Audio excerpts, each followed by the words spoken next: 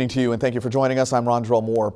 Firefighters are calling this morning's fire suspicious, but with the damage, they say finding the cause might not be a reality. The fire happened at the old Cricket Box furniture store site on Wabash Avenue.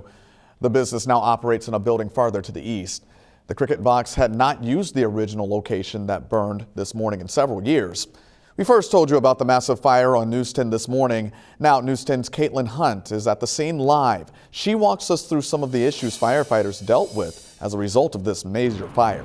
Rondrell, very little remains of the former furniture store building. As you can see, that the building is a total loss, and all that remains is the rubble that is right here on the ground. And this is just one of several area fires that firefighters have been fighting in the last couple of days.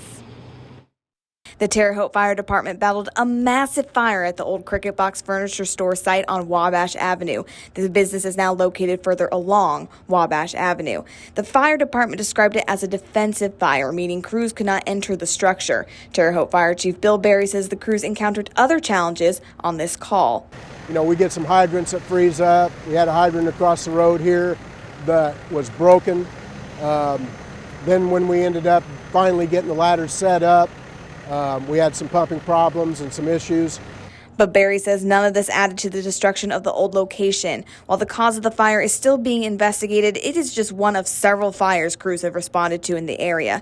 In the last several days, crews have responded to 3 fires, and Barry says the cold weather could have a lot to do with this recent surge. Some of the fires we've had has been wood burners, been kerosene heaters, or just residents that don't have utilities and they're burning things to keep themselves warm. Since these items are fire starters, Barry reminds everyone to keep an eye on these burners when in use.